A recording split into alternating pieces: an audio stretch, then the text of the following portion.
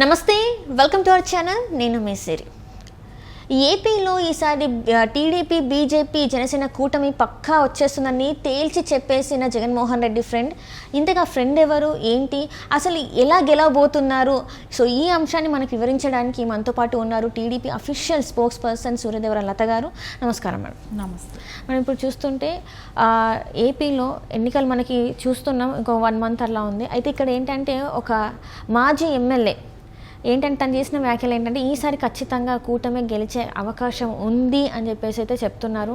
So దీన్ని అసలు మనం ఎలా చూడాలి? నిజంగా మరి అక్కడ కూటమి గెలిచే అవకాశం ఉందా, లేకపోతే వైసీపీ గెలిచే అవకాశం ఉందా? ప్రజలు అసలు ఏ వైపు మొగ్గు చూపే అవకాశం ఉందంటారు? ఆయన గోనె ప్రకాష్ గారు కాంగ్రెస్ మాజీ ఎమ్మెల్యేగా ఉండేవాళ్ళు. అవును, ఆయన చెప్పింది ఎగ్జాక్ట్లీ కరెక్టే. ఎందుకంటే తెలుగుదేశం అనేది పక్కా గవర్నమెంట్ ఫామ్ చేస్తుందనే కానివ్వండి, ఈ కూటమి కూడా జనసేన, టీడీపీ, బీజేపీ కానివ్వండి, సెంట్రల్లో బీజేపీ కూడా అధికారం మళ్ళీ 3వసారి చేపట్టడం కానివ్వండి, కంటిన్యూ ప్రాసెస్. సో ఇది ఖచ్చితంగా అయినా సక్సెస్, ఖచ్చితంగా ఇది గెలుస్తుంది అనేది అయితే అందరికీ అనిపిస్తుంది కూడా. సో ఎందుకంటే వాళ్ళకి పార్టీలకి అంటే పార్టీకి ఈ పార్టీ గురించి మాట్లాడాల్సిన అవసరం లేదు. ఆయన వేరే పార్టీ వాళ్ళ మాజీ కాబట్టి. సో అయినా కూడా అలాంటి వాళ్ళు కూడా ఈ పార్టీలో ఈ తెలుగుదేశమే కానివ్వండి, జనసేనే కానివ్వండి, బీజేపీ కూటమి కంపల్సరీ వస్తుంది, భారీ మెజార్టీ వస్తుంది, ఇవన్నీ కూడా చెప్తుంటే ఖచ్చితంగా. ఎందుకంటే బై గ్రౌండ్ లెవెల్ నుంచి కూడా అందరి ఆలోచన ఇలాగే ఉంది. వచ్చే సర్వేలు చేసిన ఇదే కానివ్వండి, నేషనల్ సర్వేలే కానివ్వండి, సో ప్రజల నుంచి వచ్చే స్పందనే కానివ్వండి, సో గ్రౌండ్ లెవెల్లో చూస్తే కూడా ఇలాంటి స్పందన కనబడుతుంది. కాబట్టి ఖచ్చితంగా తెలుగుదేశం వస్తుంది అనేది అయితే ఓపెన్గా ఇప్పుడు అందరూ డిస్కస్ చేసినా కూడా అదే చెప్తున్నారు. తెలుగుదేశం కంపల్సరీ అధికారంలోకి వస్తుంది అనే మాట ప్రతి వాళ్ళ నోట్లోనూ పార్టీలకు అతీతంగా కూడా అదే మాట్లాడటం జరుగుతూ ఉంది. ఎందుకంటే జగన్మోహన్ రెడ్డి చేసే అరాచకాలు అనేది ప్రజల దృష్టికి బాగా వెళ్ళింది. కాబట్టి ప్రతి వాళ్ళు సఫరర్స్ అంటే ఒక 10 మందిలో తీసుకున్నా కూడా ఖచ్చితంగా ఒకరైనా సఫరర్స్ ఉంటున్నారు, ఒకరిద్దరైనా. అందుక మూలన వాళ్ళ జనాల్లో తెలుస్తుంది కదా, సో వీళ్ళకి ఇది జరిగింది అనేది. ఎందుకంటే ఏ బెనిఫిట్స్ అంటే ఆయన అనుకుంటున్నాడు పథకాలు ఇస్తున్నాను అనే పథకాలు కాదు కదా. ఏం పథకాలు ఇచ్చాడు? ఆ పథకాలు ముందు నుంచే ఉన్నట్టువేగా, ఇప్పుడు కొత్తగా ఈయన ఇంప్లిమెంట్ చేసింది ఏమీ లేదు కదా. ఇంకా ఆయన ఇప్పుడు భోజనం 5 రూపాయలు తినేవాళ్ళు, అన్న క్యాంటీన్లో 5 రూపాయలకి భోజనం చేసేవాళ్ళు. ఇప్పుడు అలాంటిది ఉందా? అలాంటి తిండి పెట్టే ఇది కూడా తీసేశాడు అని అంటే ఎంత దుర్మార్గపు చర్య అనేది అది తెలుస్తుంది కదా. ఎంతమంది పేదవాళ్ళు, అందుకే నేనంది ప్రతి ఒక్క 10 మందిలో 2కైనా ఇలాంటివి ప్రాబ్లమ్స్ ఫేస్ చేస్తూ ఉంటారు అనేది. ఒక ఫుడ్ విషయానికే ఇప్పుడు ఏదో ఒక టౌన్కి వచ్చారు, పని చేసుకుంటారు, కానీ నైట్ మళ్ళీ భోజనం టైం మళ్ళీ అయిపోతుంది.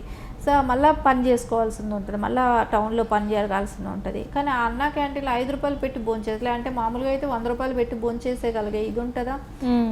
ఎంత తక్కువ వేసుకున్నా 70-80 రూపీస్ ఉంటుంది. చిన్న టౌన్ ఇది ఊర్లలో ఇది తీసుకున్న చిన్న కొట్లు రోడ్డు మీద తీసుకున్నా కూడా 70-80 రూపాయలకి తక్కువ ఉండదు.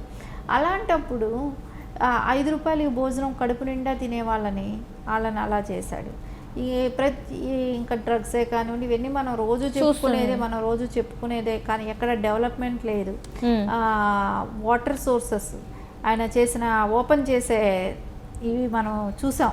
కుప్పం లాంటి ప్రాజెక్టులు చాలా చేశాడు.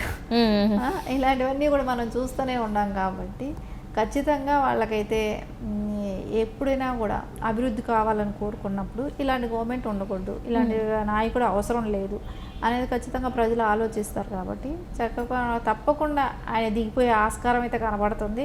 తెలుగుదేశం భారీ మెజార్టీతో కూడా గెలుస్తుంది అనేది అయితే సర్వేలే కానివ్వండి, ఇలాంటి నాయకులే కానివ్వండి, అందరూ ఓపెన్గా చెప్తున్నారు. అంటే ఇక్కడ ప్రకాష్ గారు చెప్పేది ఏంటంటే 50,000 నుంచి 60,000 మెజారిటీతో గెలుస్తారు పిఠాపురం నుంచి అని చెప్పేసి చెప్తున్నారు. ఇంకొకటి ఏంటంటే ఒకవేళ చివరి నిమిషంలో తను మారే అవకాశం ఉంది, సెంట్రల్ క్యాబినెట్లో మినిస్టర్గా వచ్చే అవకాశం ఉందని కూడా చెప్తున్నారు.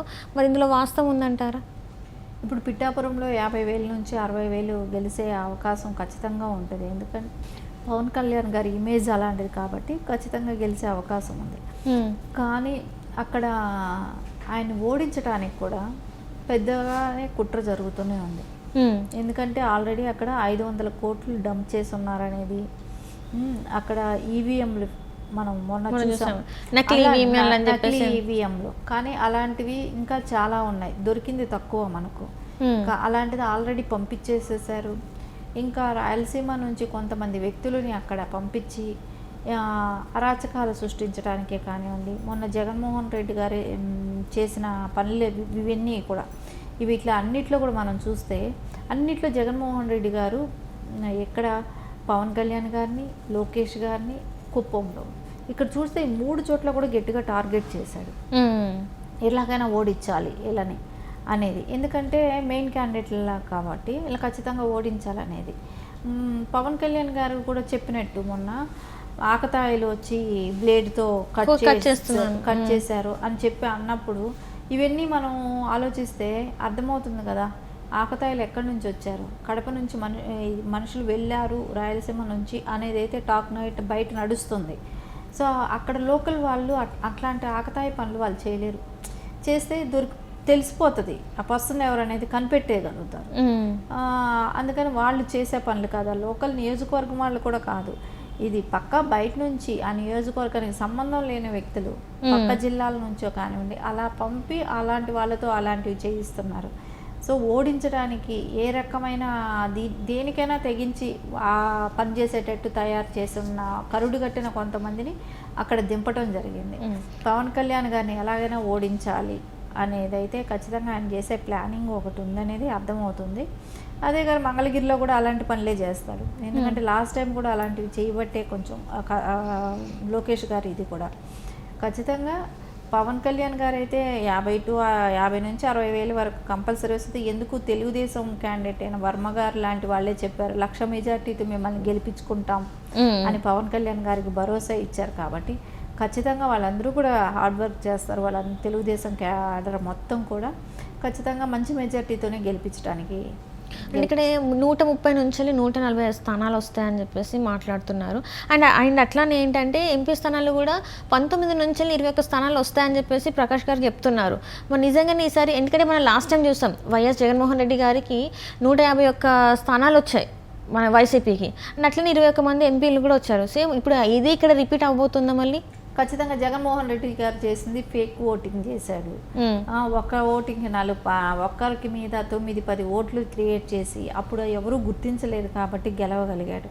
లేదంటే ఇంపాసిబుల్ 151 జగన్మోహన్ రెడ్డి గారిని ఏ రకంగా నమ్మి ఒక ఇమాజినేషన్ ఏదైనా అనుకుంటే ఒక 90, 80, 100 అంతవరకు ఎక్స్పెక్ట్ చేస్తారు ఎవరైనా. 151 అంటే ఆయన ఏం చేశాడని ఇస్తారో 151 ఇచ్చే ప్రసక్తి లేదు.